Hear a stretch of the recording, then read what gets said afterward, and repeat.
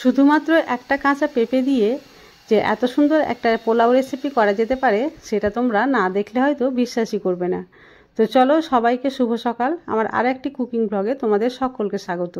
তো আমি এখানে নিয়ে নিয়েছি একটা কাঁচা পেঁপে, আর এই পেঁপেটা খুব ভালো করে ছিলে নিচ্ছি। এই কাঁচা পেঁপে দিয়ে আজকে আমি তৈরি করব পোলাও, পেঁপের পোলাও। সত্যি শুনতে অবাক লাগছে তো? অবাক হওয়ার কিচ্ছু নেই, ভিডিওটা প্রথম থেকে শেষ পর্যন্ত দেখো, আশা করছি তোমাদের খুবই ভালো লাগবে। তো পেঁপে এইভাবে কেটে নিয়েছি আর জলে খুব ভালোভাবে ধুয়ে নিলাম। এবার এই কেটে রাখা টুকরো থেকে ছোট ছোট করে পিস করে নিলাম। তারপরে আমি যেভাবে কাটছি আর কি, লম্বা লম্বা করে কেটে সেখান থেকে জিরি জিরি করে বের করে নিচ্ছি। মানে যতটা সম্ভব সরু করে নিতে পারলেই খুব সুন্দর হয়। তো দেখো, আমি যতটা সম্ভব ততটাই করেছি। তোমরা যদি আমার চাইতেও বেশি সরু করতে পারো তাহলে আরও ভালো হয়। তো দেখো, এইভাবে লম্বা লম্বা আর সরু সরু করে আমি কেটে নিয়েছি, আর সবগুলো কাটা হয়ে গেছে। খুব ভালোভাবে ধুয়ে পরিষ্কার করে নিচ্ছি। এই পেঁপের পোলাও দিয়ে রুটি পরাঠা খেতে ভীষণই মজা লাগে।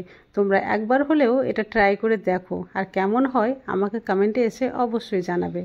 তো দেখো, ধোয়া হয়ে গেছে, আর আমি এখানে নিয়ে নিয়েছি একটা ছোট্ট পাতিল, আর সেটাতে দিয়ে দিলাম কেটে রাখা পেঁপে, আর তারপরে দিয়ে দিচ্ছি সামান্য পরিমাণে জল, যাতে পেঁপেগুলো সম্পূর্ণ জলের মধ্যে ডুবে থাকে, আর দিয়ে দিলাম স্বাদ মতো লবণ। এবার গ্যাসের ফ্লেম অন করে এটা আমি সেদ্ধ হওয়ার জন্য রেখে দেব প্রায় 7 থেকে 8 মিনিট। বেশি সেদ্ধ করতে হবে না, প্রায় 50% সেদ্ধ হলেই কিন্তু এটা নামিয়ে নিতে হবে। তো চলো, এখন এটা চাপিয়ে রেখে দিচ্ছি। এবার ফিরে আসছি 8 মিনিট পরে। তারপরে আমি তোমাদের দেখাবো যে কতটা সেদ্ধ হয়েছে। ফিরে আসলাম 8 মিনিট পরে, আর তোমরা দেখে নিশ্চয়ই বুঝতে পেরে গেছো যে কতটা সেদ্ধ হয়েছে। 50%-এর মতো সেদ্ধ হয়েছে। আমি এখন গ্যাসের ফ্লেমটা বন্ধ করে এই হাঁড়িটা নামিয়ে রেখে দেব। আর অন্যদিকে এইভাবে আমি একটা কড়াই বসিয়ে দিলাম। কড়াই যতক্ষণে গরম হচ্ছে, এদিকে যে পেঁপেটা রেখেছিলাম সেটা কিন্তু এভাবে ছেঁকে দিলাম যাতে জলগুলো সম্পূর্ণ ঝরে যায়। এদিকে কড়াইও গরম হয়ে গেছিলো, তাই এখানে দিয়ে দিলাম 1 টেবিল চামচ ঘি।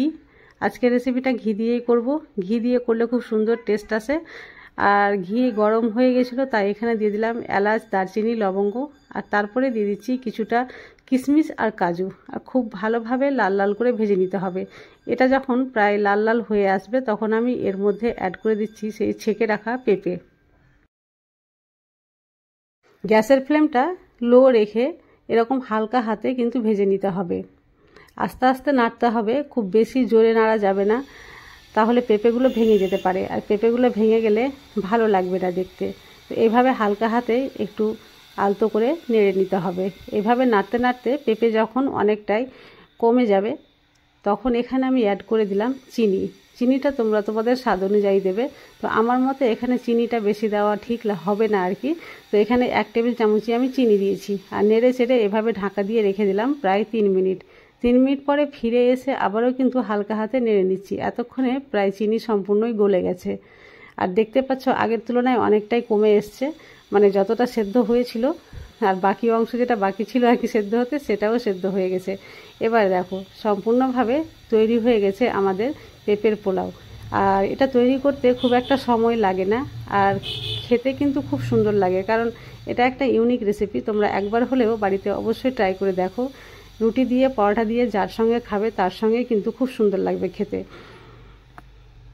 প্রতিদিনই আমি এই ধরনের সহজ সরল রেসিপি নিয়ে আসি। তো এই ধরনের রেসিপি তোমাদের যদি ভালো লাগে প্লিজ চ্যানেলটি সাবস্ক্রাইব করে পাশে থেকো। আর আগে থেকে সাবস্ক্রাইব করে থাকলে তোমাদের জন্য থাকলো অসংখ্য ধন্যবাদ। আজ তাহলে এই পর্যন্ত, দেখা হবে নেক্সট রেসিপি ব্লগ।